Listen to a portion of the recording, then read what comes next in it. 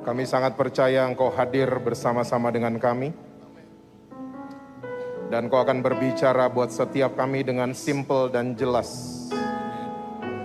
Mari Tuhan jamah kami, terobosi kami Tuhan, tegur kami, koreksi kami. Kami mau Tuhan kami keluar dari ruangan ini, kami melakukan firman-Mu, bahkan kami mengalami Tuhan Yesus dalam kehidupan kami sehari-hari. Terima kasih Tuhan untuk menjadi Bapa yang baik buat setiap kami. Saat ini mari, urapi setiap kami, urapi juga hamba-Mu. Kami sangat percaya Tuhan, hikmat dan pengertian khusus akan mengalir di ruangan ini. Sehingga kami boleh tahu apa rencana-Mu buat kami boleh mengenal Engkau lebih dalam lagi. Kami siap mendengar pagi hari ini, hanya di dalam satu nama yang berkuasa, yaitu nama Tuhan Yesus Kristus. Amin. Amin. Silakan duduk. Saudara mau berdiri juga boleh. Boleh kasih tepuk tangan buat worship leaders dan para musicians. Good to see you again, Samuel. Shalom saudara semua. Apa kabar saudara? Semua masih percaya Yesus? Masih baca Alkitab? Jangan sampai enggak itu ya. Saya juga menyapa semua yang nonton dari manapun. Ya, happy Sunday to all of you. Jadi begini saudara, sebelum saya mulai sharing saya, satu hari ada petinju namanya Muhammad Ali, kalau saudara tahu. Dan dia gaya bertinjunya agak-agak unik. Karena dia kalau defense, saudara kalau pernah nonton tinju, ya, petinju itu kalau defense, dua tangannya ditaruh depan mukanya. Oke? Untuk menahan pukulan dari lawannya. Nah Muhammad Ali beda. Cara dia defense adalah dia turunin tangannya. Dia membiarkan lawannya untuk pukul dia. Tujuannya apa? Supaya lawan ini tenaganya terkuras. Karena dia ini punya endurance, bodinya ini kuat sekali ini orang. Ya. Jadi waktu lawannya sudah terkuras tenaganya, Muhammad Ali baru serang balik dia. Ya, sampai lawannya tiba-tiba KO, ya, berdarah-berdarah dan lain sebagainya. Nah, Muhammad Ali akhirnya dia menjadi petinju yang masuk level juara dunia. Dan lucunya begini, setiap dia juara, mukanya tuh babak belur. Muhammad Ali, setiap dia juara. Dan waktu dia udah jadi juara, bayarannya itu luar biasa. Makanya saudara mesti nonton film judulnya Ali, yang main Will Smith.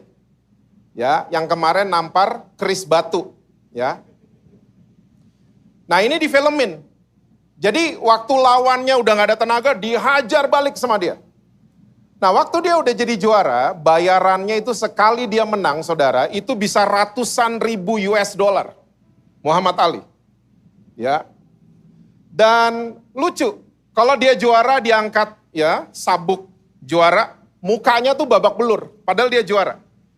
Nah dia terima ratusan ribu US dollar, dia pulang ke rumahnya, istrinya dikasih ratusan ribu US dollar. Istrinya Muhammad Ali lebih daripada pemenang. Muhammad Ali yang babak belur, bininya yang terima duit. Sama kayak kita sama Tuhan Yesus. Tuhan Yesus babak belur sampai mati di atas kayu salib. Supaya apa? Saudara dan saya, kita semua yang nonton di rumah, kita semua jadi umat yang lebih daripada pemenang. What a savior. Tuhan Yesus kita baik, saudara-saudara. Ya. Nah, oleh sebab itu saya akan mulai sharing saya. Kita lihat sama-sama kitab Yohanes pasalnya yang ke-10. Ayatnya yang ke-10, judul perikopnya itu Gembala yang Baik. Karena memang Tuhan Yesus kita adalah gembala yang baik. Yohanes 10 ayatnya yang ke-10. Alkitab bilang gini, pencuri datang hanya untuk mencuri dan membunuh dan membinasakan. Aku datang supaya mereka mempunyai hidup dan mempunyainya dalam segala kelimpahan. Ini Yesus lagi ngomong soal peternakan, saudara. Ya, dia bilang kalau domba-domba itu masuk lewat pintu, itu berarti domba-dombanya saya. Nah, Yesus menambahkan kalau saudara baca di ayat-ayat sebelumnya, kalau ada yang coba manjat lewat tembok, tidak masuk lewat pintu, itu namanya adalah perampok atau pencuri, kata firman Tuhan. Oke? Jadi ini gembala yang baik, dia selalu punya tongkat. Gunanya adalah bukan mukulin dombanya, bukan. Gunanya tongkat gembala adalah mukulin lawan daripada domba-dombanya. Kalau serigala mau nyerang, ini gembala langsung datang dihajar nih serigala. Jadi saudara tolong jangan suka percaya tongkat gembala untuk mukulin saudara dan saya. Tidak. Pengajar-pengajar Kristen yang ngajarin seperti itu, ini kurang bertanggung jawab. Karena gembala kita tidak seperti itu. Tongkatnya gunanya untuk menghardik semua yang pengen ngelawan saudara dan saya. Makanya dia dapat sebutan gembala yang baik. Nah, dia bilang dengan jelas, pencuri datang hanya untuk mencuri, membunuh, dan membinasakan. Tapi aku datang supaya saudara dan saya mempunyai hidup dan memilikinya dalam segala kelimpahan. Saya mau yakinkan GSJS jam 10 pagi, hari ini. Percayalah, iblis gak akan pernah bisa bunuh saudara dan saya. Saudara jangan percaya tuh Conjuring film itu tuh bisa terjadi. Ada pisau terbang dari dapur, nancep di manusia, manusianya mati gitu. Iblis gak punya kuasa untuk bikin begitu. Karena yang berdaulat atas hidup saudara dan saya sudah jelas, Tuhan Yesus. Iblis gak bisa bunuh, apalagi membinasakan saudara dan saya. Dia gak bisa. Nah, pertanyaannya pagi hari ini adalah, kalau gitu apa yang dicuri, apa yang dibunuh, apa yang dibinasakan sama iblis? Ini pertanyaannya. Saudara kalau nonton berita, ada pencuri gitu ketangkep. Pencuri biasanya target utamanya apa sih? Target utama pencuri apa? Saudara pernah nonton berita pencuri masuk ke rumah cuma numpang masak Indomie? Gak ada ya? Saudara nonton berita ada pencuri masuk ke sebuah rumah cuma ambil sendal jepit? Gak ada kan? Gak ada. Pencuri selalu target utama pencuri adalah barang-barang yang berharga. Betul. Perhiasan, jam tangan, mobil, ya, barang elektronik, semua yang berharga itu jadi target utama pencuri. Pagi hari ini kita harus mulai bertanya dalam kehidupan kita. Yang berharga selama ini buat saya itu apa? Deposito saya kah? Tabungan saya kah? Karir saya kah? Toko saya kah? Restoran saya kah? Pelayanan saya kah? Atau apa? Yang berharga selama ini buat saudara itu apa? Saya mau bantu saudara, sebenarnya yang berharga buat hidup kita, namanya adalah keselamatan. Itu yang paling berharga. Bayangin 400 tahun, surga itu diem sama umat manusia. Ini bayangan saya aja.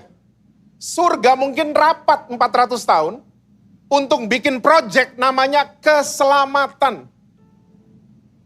Ini soalnya kalau pakai hukum, jatuh terus manusia. Pakai aturan, ya, dihukum berkali-kali, terus jatuh mereka. So, udahlah, kita kirim orang dalam aja ke bumi. Dan mati buat mereka, nanggung semua dosa umat manusia.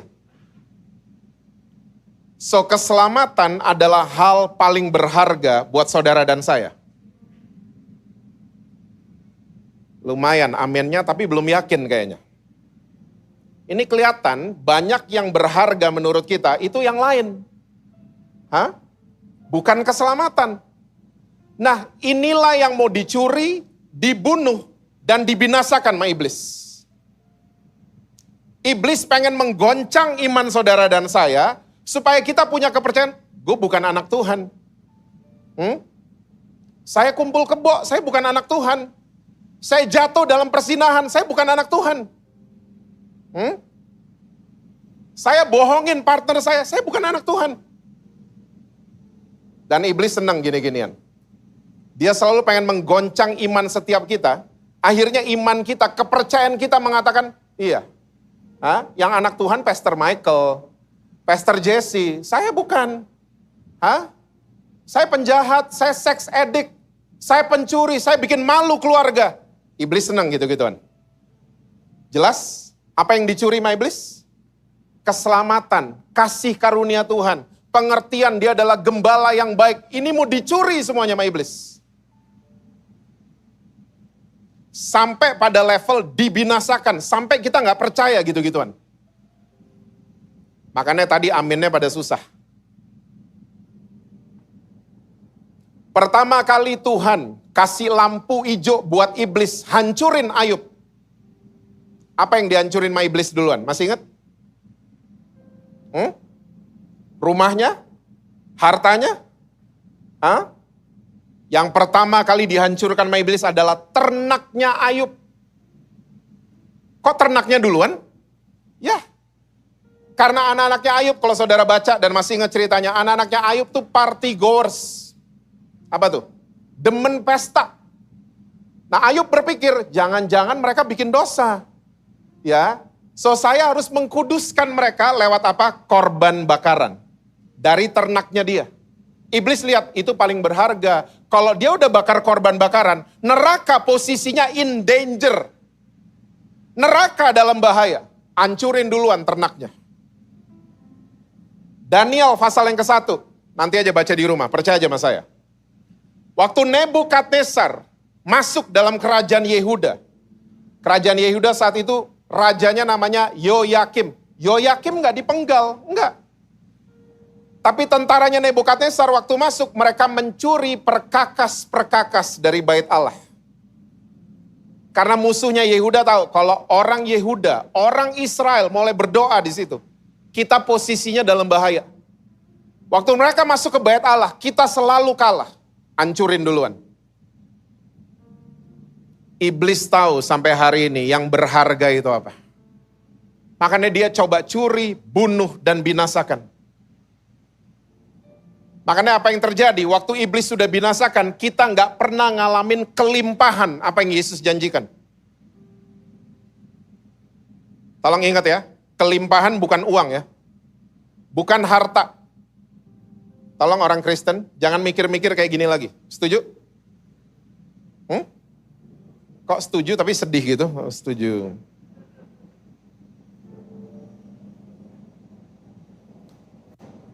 Minta sama Tuhan apa yang Tuhan punya. Jangan minta sama Tuhan yang Tuhan tidak punya. Saya mau yakinkan GSJS, Pakuwon Mall. Tuhan Yesus itu nggak punya duit. Halo? Kok bingung gitu? Dia nggak punya duit. Makanya dia bandingin dirinya sama Mamon. Betul nggak? Karena dia nggak punya uang. Yang dia punya adalah emas, langit, bumi. Itu dia punya. Nah, minta sama Tuhan tuh emas. Jangan minta duit. Nggak level duit. Makanya duit dipakai sama manusia. Ya, untuk demonstrasi kekuasaan, gitu kan? Uang dipakai sama manusia. Makanya Tuhan bandingin dirinya bukan sama Hotman Paris. Sorry bang. Yesus bandingin dirinya bukan sama mobil Lamborghini, bukan. Yesus bandingin dirinya cuman sama Mamon. Karena dia tahu orang kalau terpikat sama Mamon, wah selesai. Makanya jangan minta uang sama Tuhan Yesus. Limpahan yang keluar itu bukan harta, bukan. Tapi kasihnya Kristus yang ada di dalam kita, sukacita, damai sejahtera, itu akan jadi inspirasi buat orang lain. Itu keluar dari kehidupan. Limpahan yang keluar itu luar biasa. Memberkati orang lain, merubah orang lain, menjamah kehidupan orang banyak. Nah, tapi waktu iblis udah binasakan semuanya. Limpahan yang keluar itu dingin. Saudara tahu kopi kapal api? yang di saset. Kopi kapal api, ya. Kopinya nih kopi kapal api. Tapi waktu ditaruh di gelas yang isinya air panas sama air dingin, limpahannya keluarnya beda. Betul apa betul? Hah?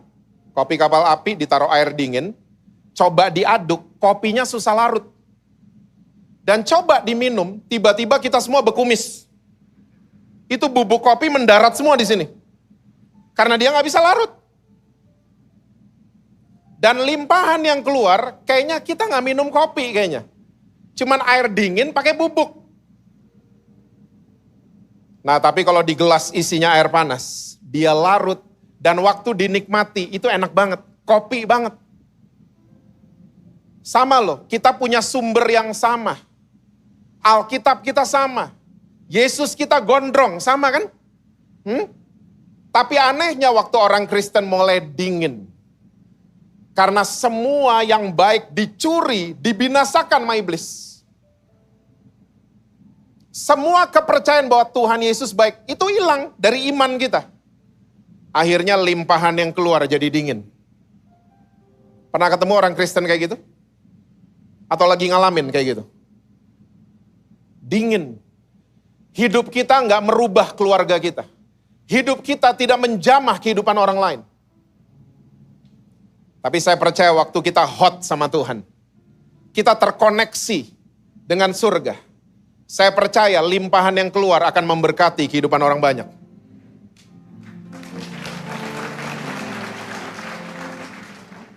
Saya ngelihat kekristenan itu mirip sama liga sepak bola. Siapa yang senang sepak bola? Siapa yang senang Arsenal selain saya? Madrid, AC Milan.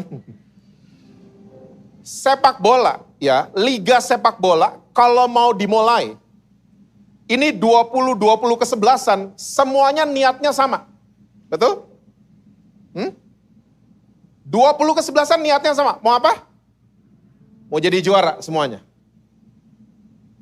Tapi waktu liga ini udah mulai setengah jalan, tiba-tiba liga ini terbagi jadi 3 kelas. Papan atas, papan tengah, papan bawah. Kesebelasan di papan atas, mereka mau menang dalam pertandingan supaya mereka lolos ke liga yang lebih besar. Namanya Liga Champions. Betul? Papan tengah, ya, niatnya masih pengen menang juga. Tapi mereka mulai berubah mentalnya. Seri-seri gak apa-apa deh. Yang penting kita gak turun ke papan bawah. So seri-seri aja gak? Saya kalau nonton bola yang main papan tengah agak-agak males. 0-0 peluk-pelukan. Satu sama kayaknya big deal banget gitu loh. Ya. Seri dong. Mental mereka untuk tidak turun dan bertahan supaya kita ada di Euroleague. Kesebelasan papan bawah. Mentalnya juga udah beda sama tengah sama atas. Kesebelasan papan bawah masih pengen menang. Makanya suka ada keajaiban. Papan bawah ngalahin yang atas. Paling setahun 2 kali. Ya. Nah mereka mau menang.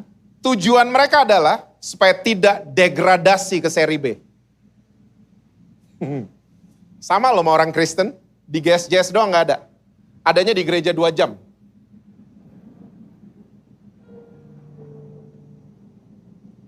Orang Kristen kalau hari Senin, semua niatnya pengen menang karena baru dikhotbahin hari Minggu. Betul? Tapi waktu udah setengah minggu, tiba-tiba iblis mulai curi, iblis mulai bunuh, iblis mulai binasakan semua kebenaran firman Tuhan. No wonder orang Kristen sumbernya sama, tapi mentalnya ada 3. Alkitab kita sama. Dengar khotbah yang sama, tapi mental kita 3 di mana-mana. Ada orang Kristen mentalnya papan atas, mental juara. Ya. Ada masalah bertubi-tubi, mentalnya juara. Kamu gak bisa menguasai keadaan saya. Saya tetap bersuka cita karena saya percaya saya akan keluar sebagai pemenangnya. Mentalnya juara. Yang kayak begini banyak di GSJS.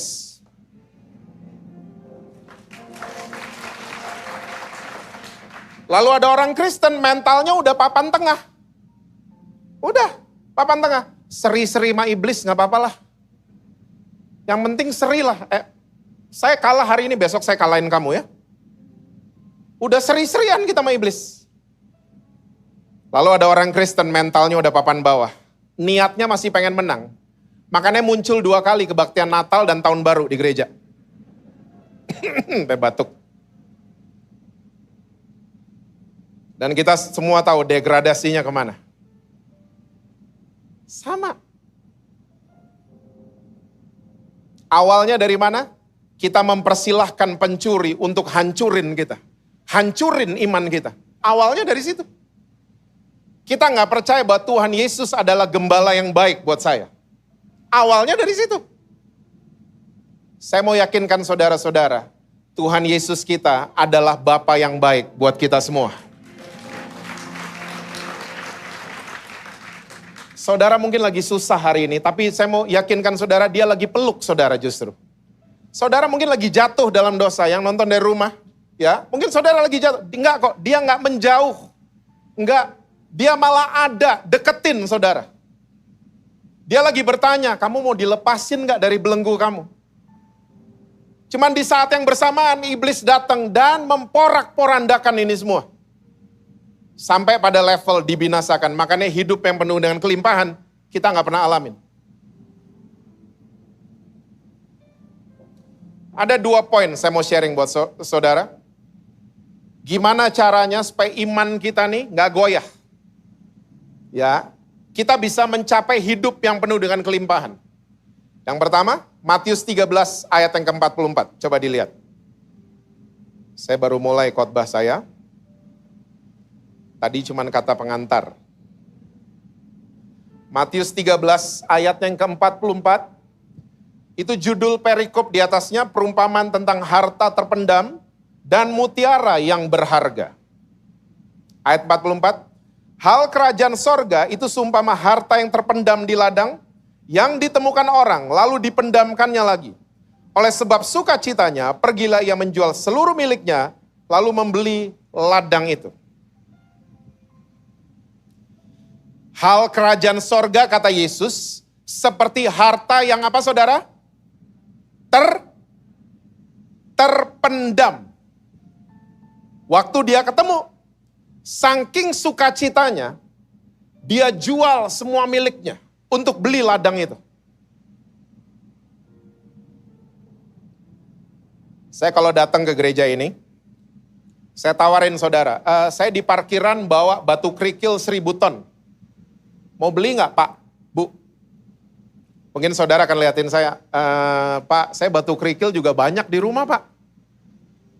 Mungkin ada yang mau beli cuman karena kasihan sama saya. Karena saya udah effort bawa 1000 ton batu kerikil. Saya udah banyak di rumah saya. Tapi beda kalau saya datengin saudara dan saya ngomong ini. Di rumah saya ada batu bara 1000 ton. Saya nggak perlu nawarin saudara. Semua pembeli dari dalam dan luar negeri akan datang cari saya. Betul?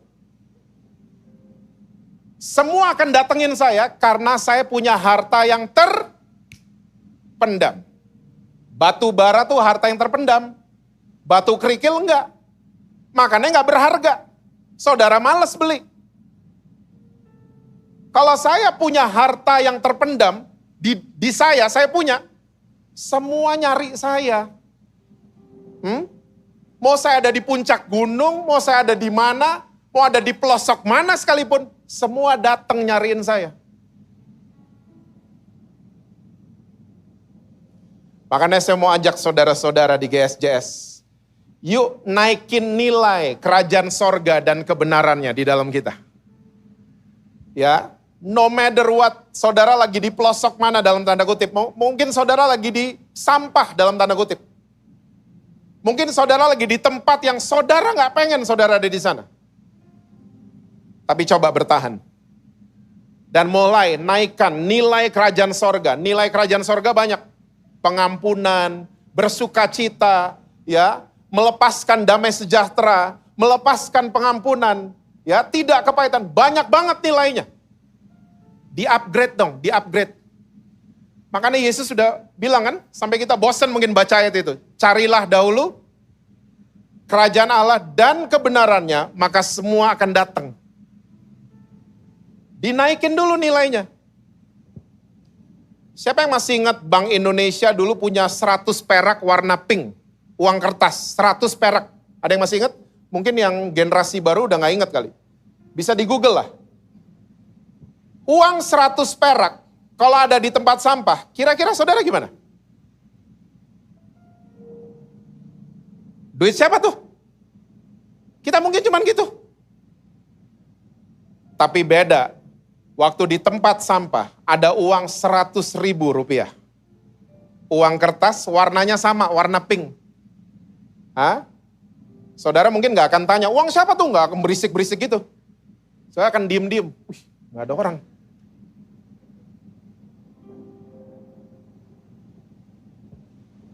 $100 ada di bawah kotoran binatang. Saudara ambil gak?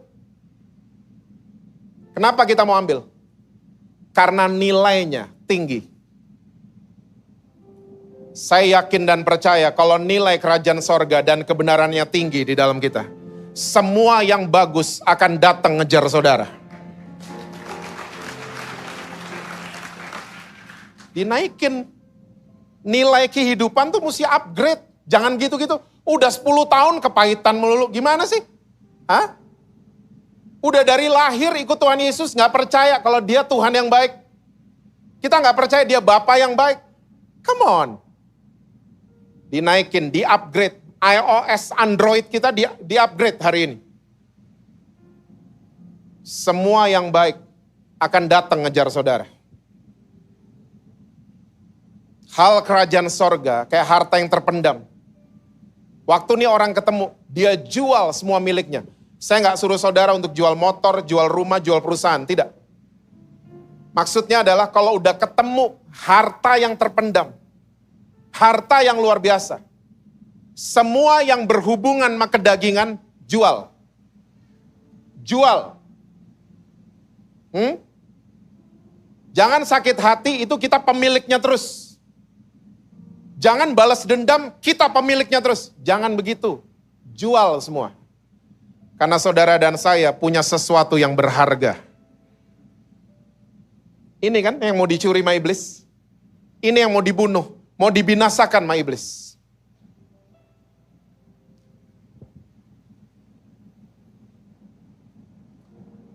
Kolose 2.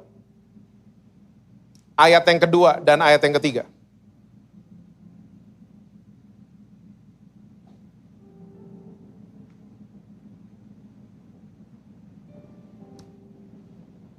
Supaya hati mereka terhibur dan mereka bersatu dalam kasih. Sehingga mereka memperoleh segala kekayaan dan keyakinan pengertian. Dan mengenal apa saudara? Rahasia Allah yaitu Kristus. Sebab di dalam dialah tersembunyi segala harta hikmat dan pengetahuan.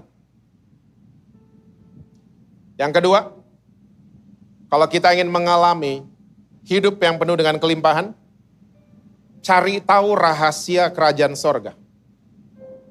Cari tahu. Seorang penambang, waktu dia ketemu batu bara, dia stop sampai di situ? Enggak. Waktu seorang penambang ketemu minyak bumi, dia stop sampai di situ? Dia harus cari tahu kandungan minyak, itu oktannya beda-beda. Dia harus cari tahu rahasia temuannya dia. Penambang batu bara, waktu dia ketemu batu bara, dia nggak stop sampai di situ. Dia harus cari tahu karena kalori batu bara itu beda-beda. Dia harus cari tahu.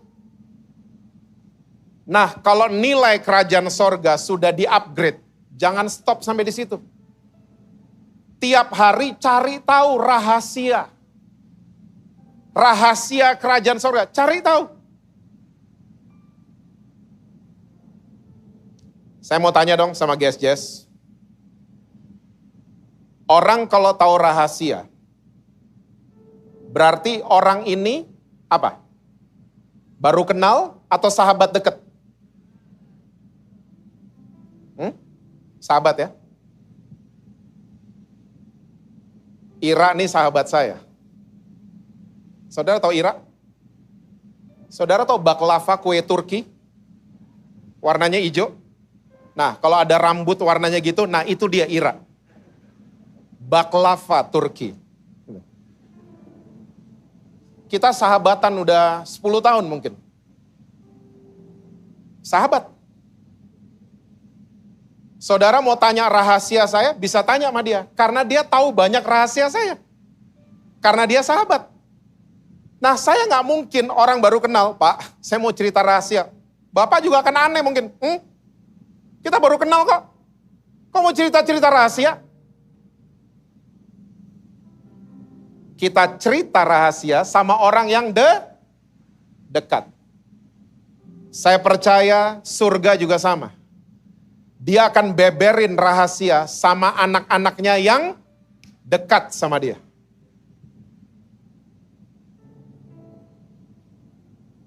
Baca tadi, gembala yang baik. Domba-domba ini mau dekat sama gembalanya. Maka gembala ini akan bicara sama domba-domba itu.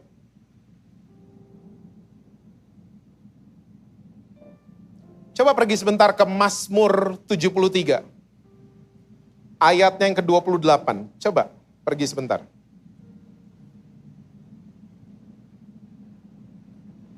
Mazmur 73 ayatnya yang ke-28. Tetapi aku suka apa saudara? Dekat pada Allah, aku menaruh tempat perlindunganku pada Tuhan Allah, supaya dapat apa? Menceritakan segala pekerjaan. Daud udah tahu dari perjanjian lama, orang yang dekat sama Tuhan bisa cerita soal Tuhan. Orang yang dekat tahu banyak rahasia. Nah makanya kalau ada orang yang gak dekat sama saudara, ngomong soal saudara, jangan sakit hati. Setuju? Hah? Kalau ada orang gosipin saudara, dia gak kenal sama saudara, nomor telepon saudara pun dia gak punya, jangan sakit hati. Karena orang itu gak tahu saudara sebenarnya.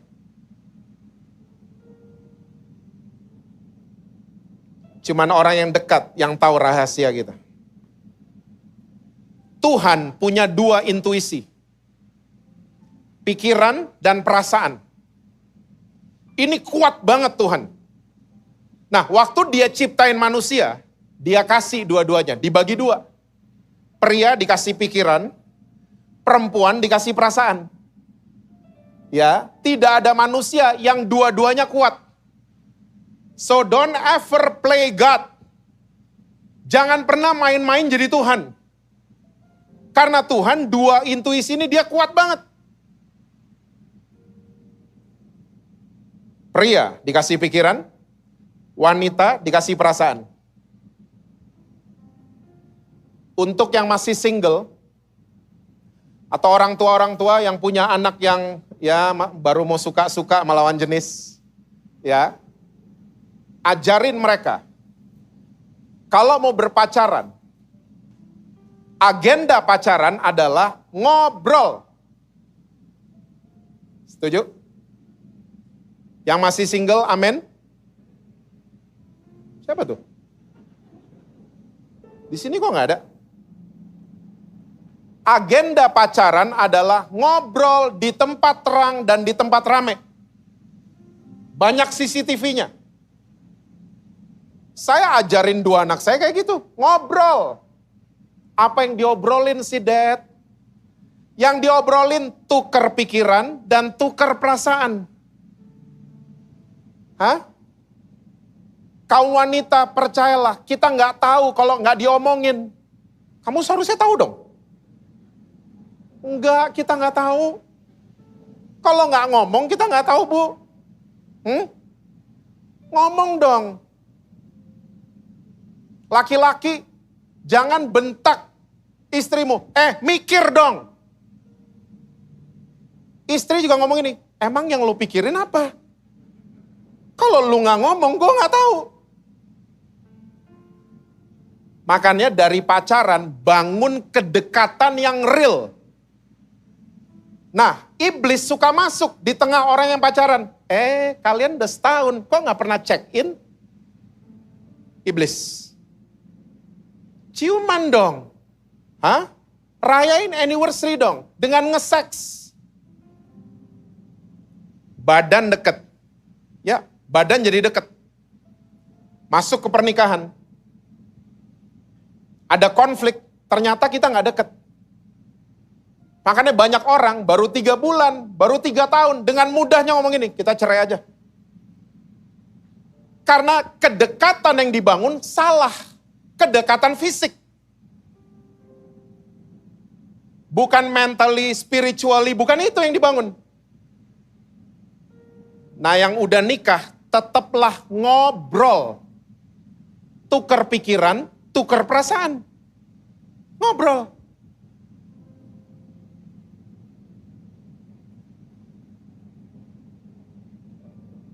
Saya sama istri saya selalu adain waktu untuk ngobrol. Gak ada waktu Pak, adain waktu. Ngobrol. Dan saat ngobrol, dengerin kalau pasanganmu lagi ngomong. Jangan main handphone sambil lihat drakor, no. Bentar nih, Stranger Things lagi bagus. Bentar. Taruh semuanya. Ngobrol. Makanya Tuhan ciptain manusia, kuping ada 2, mulut ada 1. Supaya apa? Kita rajin mendengar. Dengerin. Kedekatan akan terjadi. Banyak anak muda hari ini datengin saya. Pastor, saya kumpul kebo, tapi saya pasti kawin sama dia kok. Itu sama aja saudara makan gado-gado. Tahu sendiri, toge sendiri, bumbunya belakangan. Sama aja kok nanti ngumpul di dalam. Enggak.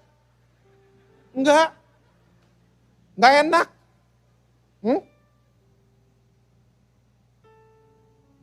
Semua mesti ada stepnya. Dan udah nikah sekalipun, bangun kedekatan. Saya nggak akan lupa. Waktu Angel anak saya mulai pacaran, dia 3 SMP. Saya nggak akan lupa. Tiba-tiba saya tahu, saya mau marah, Tuhan bilang sama saya, jangan marah. It's time for you untuk jadi teman buat Angel. Singkat cerita waktu dia pulang, saya cuma tanya, Angel, siapa itu Stefan? Dia malu. Daddy tahu dari mana? Daddy tahu dari mana? Kamu tenang aja, kamu tenang, jangan freak out gitu dong. Daddy cuma mau bilang pacaran yang sehat seperti apa. Saya ajarin anak saya.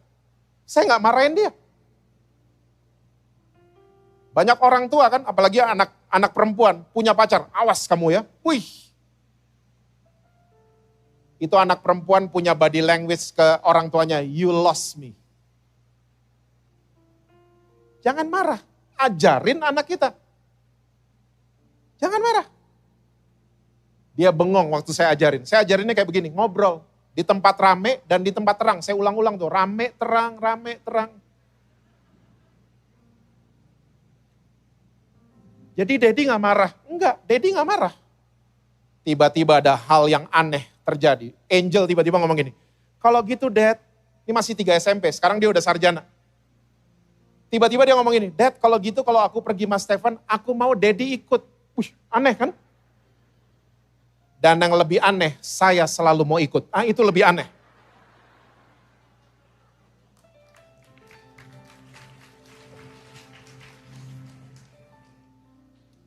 Saudara sampai hari ini, kita deket. Kita deket, bapak sama anak perempuan, kita deket. Saya pegang handphonenya, tidak ada gestur yang takut handphonenya dipegang sama dedinya.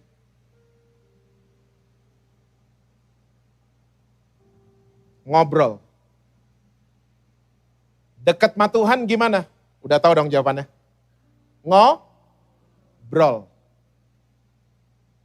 Cari tahu pikiran dan perasaannya Tuhan. Cari tahu. Datengin Tuhan, jangan searah, cuman bawa proposal. Tuhan gini, saya mau gini. Tuhan mau ngomong, amin, pergi. Tuhan juga bingung, saya mau ngomong kok. Adain waktu untuk mendengar Tuhan. Ngobrol. Itu orang ngobrol. Mereka akan dekat. Dan mereka akan tahu banyak rahasia kerajaan sorga. Yang punya restoran, tiba-tiba saudara ketemu menu-menu baru. Ya, yang punya usaha, saudara tiba-tiba ketemu strategi-strategi baru. Kreativitas baru. Dari mana datangnya? Dari Tuhan. Jangan pernah menyombongkan diri. Semua yang kita miliki, itu asalnya dari Tuhan kita. Saya percaya saudara, waktu kita mulai menjalani 2 prinsip ini aja. Saya percaya hidup yang penuh dengan kelimpahan akan keluar dari kehidupan saudara. Naikkan nilai kerajaan sorga dan kebenarannya. Hidupi kebenaran, cintai kebenaran. Jangan pernah jual kebenaran. Cintai kebenaran. Dan yang kedua, cari tahu rahasia kerajaan sorga. Ngobrol, bangun kedekatan. Kedekatan gak terjadi semalam. Bangun setiap hari kedekatan sama Tuhan. Di mobil, di mana ngobrol sama Tuhan.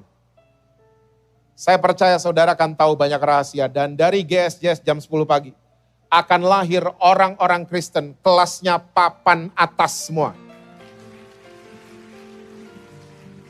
Amin saudara. Jangan kasih tempat lagi sama iblis untuk dia curi, dia bunuh dan dia binasakan. Tapi percayalah bahwa Tuhan kita, dia adalah gembala yang baik buat saudara dan saya. God bless you all. Tuhan berkati saudara-saudara semua. Saya minta dengan hormat worship leader kita. Please pray for the word.